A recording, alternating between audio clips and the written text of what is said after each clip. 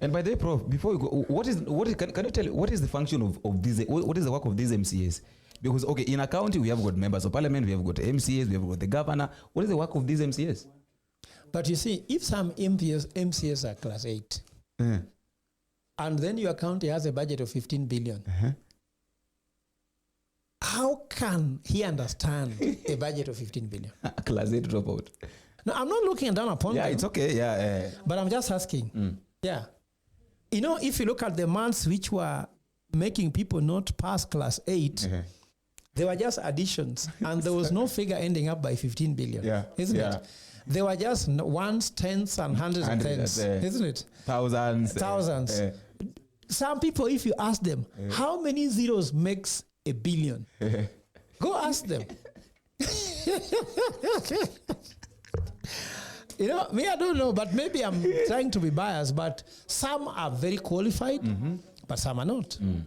Look at Parliament, where there was somebody being interviewed to become ambassador who does not know what a GDP is. GDP. So if someone does not know a definition of a GDP, how can this person be a governor how can this person be an ambassador trying to represent a country?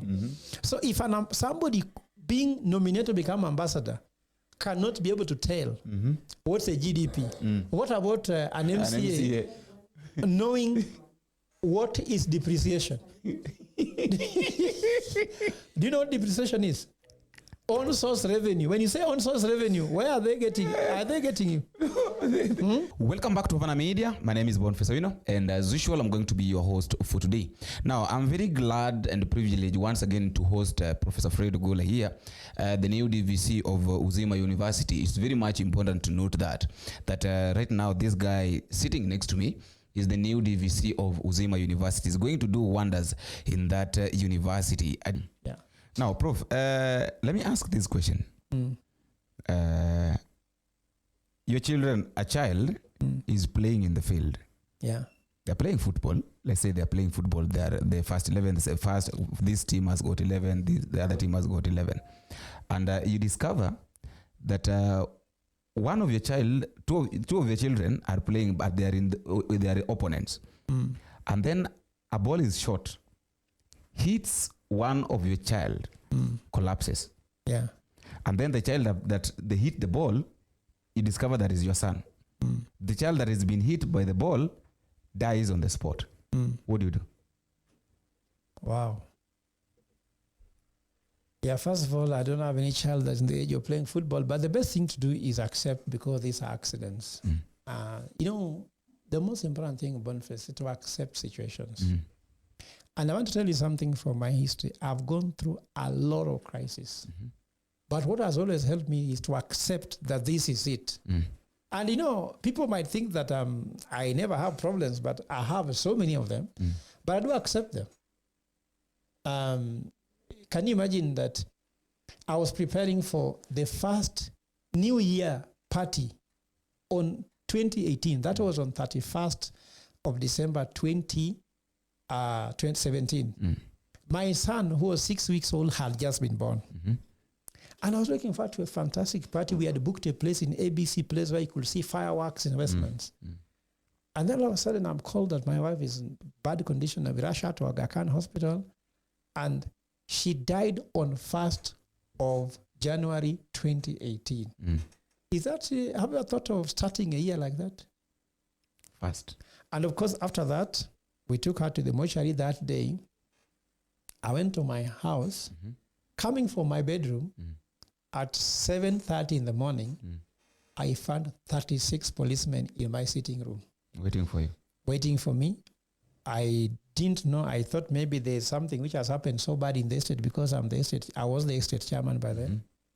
And all of a sudden, there is a fly squad policeman. There's, I don't know, and I'm being whisked to a car. I'm being told, let's go with you to police station. You have to go to the DCI. So things change whereby you want to celebrate the new year. Your wife is dead. You are arrested. You leave a 6 weeks old baby in the bed with no parent. And you spend 27 days in a cell. First of all, I had to accept that my wife has died.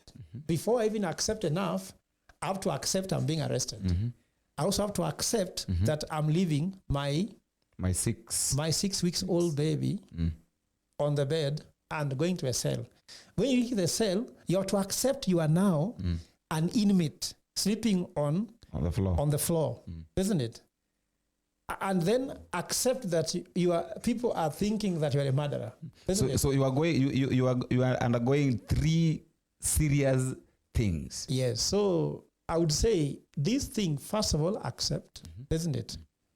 And then be led by the Holy Spirit through it. Because people ask me, how did you manage it? But why should I bother? It is not me who managed. God did it for me. Because you see, for example, the story of the Uganda matters, they said that some of them, when they were being burnt alive, isn't it? The Holy Spirit was so much there that they were not burning. It was somebody else burning on their behalf.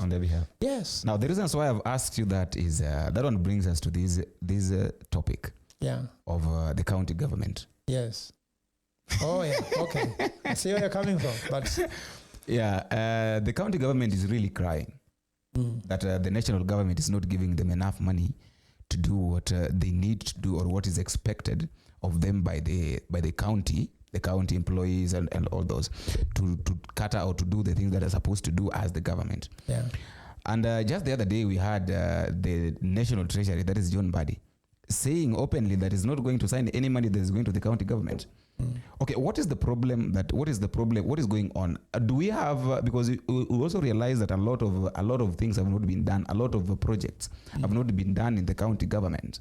So do we have governors that are corrupt, or the national government is the one that is not responsible? Because at the end of the day, you'll come to realize that those who are in offices are the ones to be blamed. Without forgetting that these people are normally being given, I don't know, was it 10 million or 10 billion? You'll answer that during your time. They are normally being given money every year. Yeah, what is your take? First of all, you saw me on the street saying Ruto must go. Yeah. But what people don't know that there are so many of them, not just one. There are so many Rutos. And as per the question we had last week, whereby on a day born, you wake up and you find that in one headline, there are triple crises. One, education sector is in trouble. It's all about money that was not disbursed. Yeah. NHIF has moved to SHIF and SHA, isn't it? Money was never transferred to hospital to treat patients, so patients are dying, isn't it?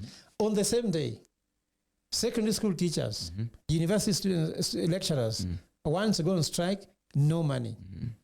Now, those going to grade 9, we don't know which classroom they are going to sit on. And we are here.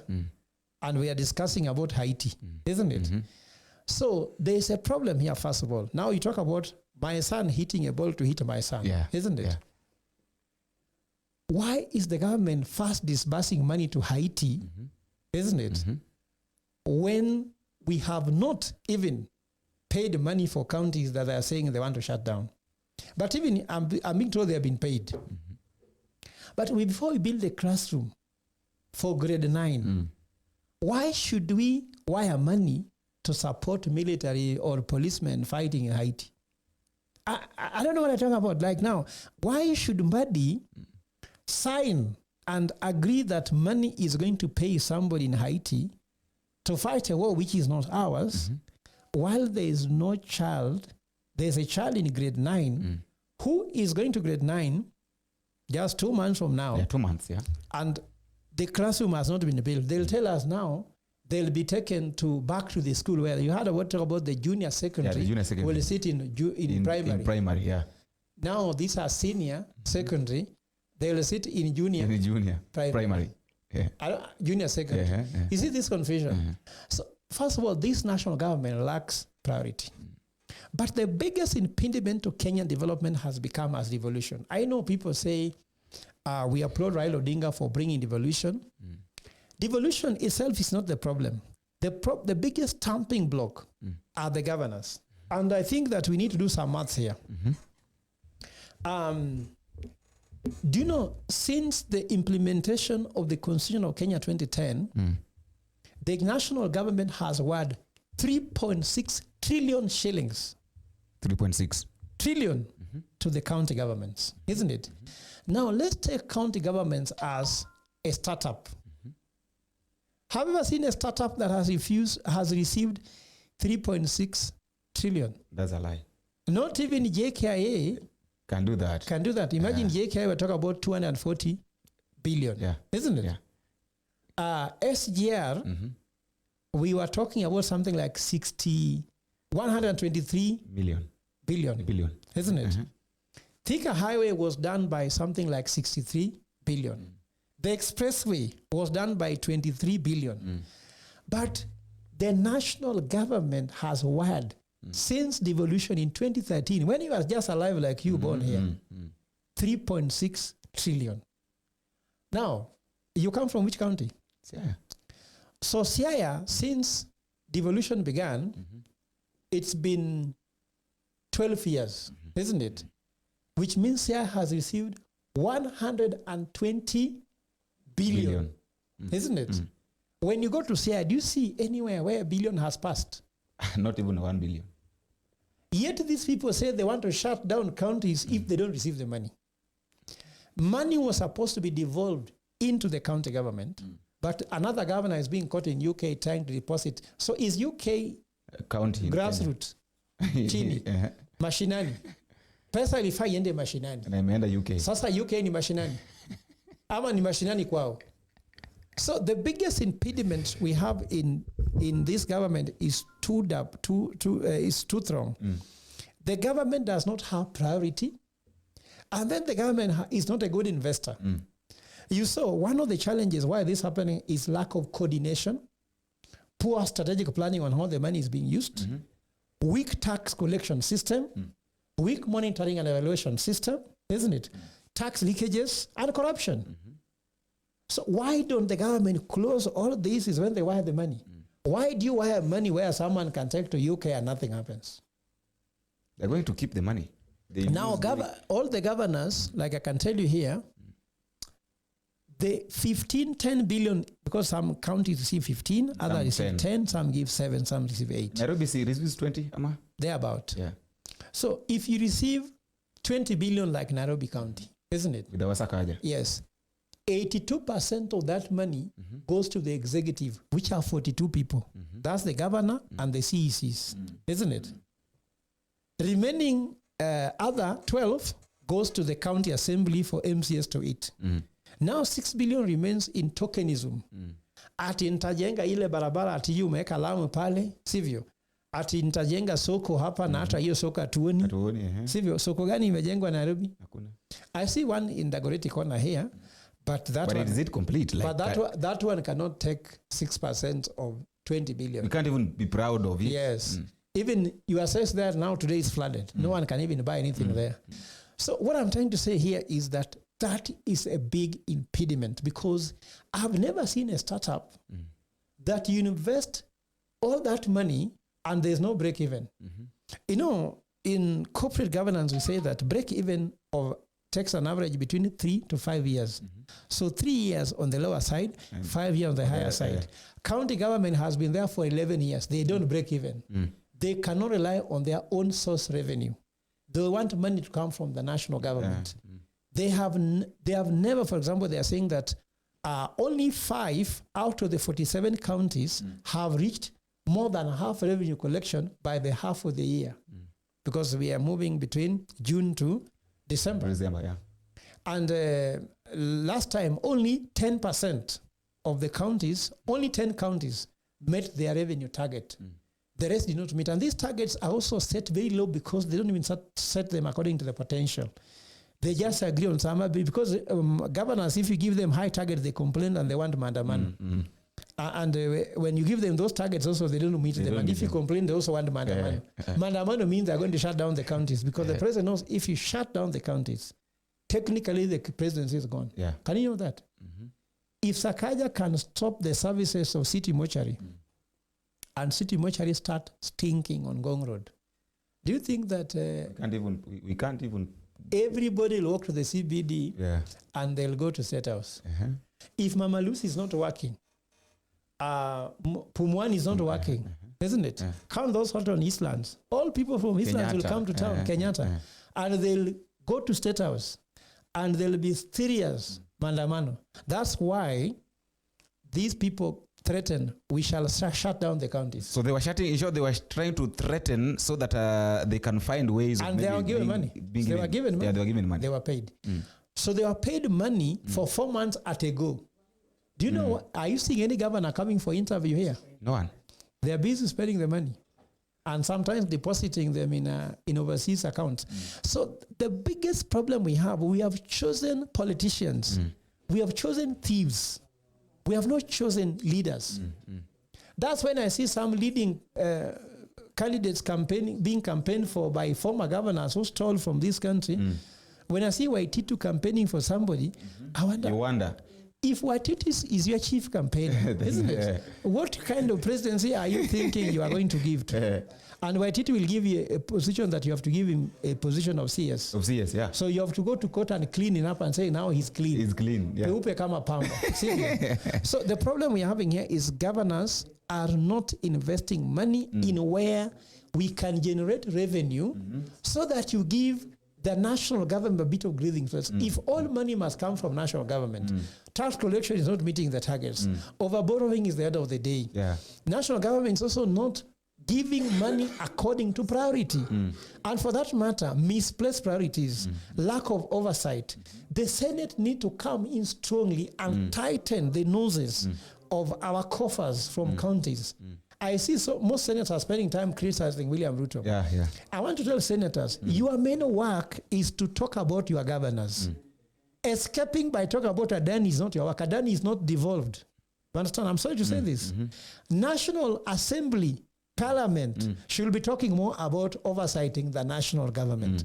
Senate should spend more time oversighting the county assembly. Then MCS should also help oversight the county assembly. Where MCS are always getting allowances here by the governors being taken to trips, that should end. And by the way, Prof, before you go, can you tell what is the function of these, what is the work of these MCS? Because, okay, in a county, we have got members of parliament, we have got MCS, we have got the governor. What is the work of these MCS? But you see, if some MCS are class 8, and then your county has a budget of 15 billion, how can he understand a budget of 15 billion? Class 8 dropout. No, I'm not looking down upon them. Yeah, it's okay, yeah. But I'm just asking. Yeah. You know, if you look at the months which were making people not pass class 8, they were just additions, and there was no figure ending up by 15 billion, isn't it? They were just ones, tens, and hundreds and tens, isn't it? Thousands. Some people, if you ask them, how many zeros makes a billion? Go ask them. You know, me, I don't know, but maybe I'm trying to be biased, but some are very qualified, but some are not. Look at Parliament. Where there was somebody being interviewed to become ambassador who does not know what a GDP is. GDP. So if someone does not know a definition of a GDP, how can this person be a governor how can this person be an ambassador trying to represent a country?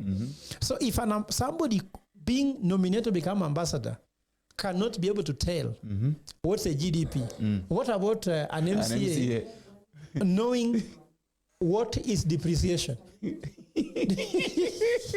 Do you know what depreciation is? On source revenue. When you say on source revenue, where are they getting? Are they getting you? So we're having a crisis here where incompetence is the biggest problem we have in this country. So the problem is incompetence.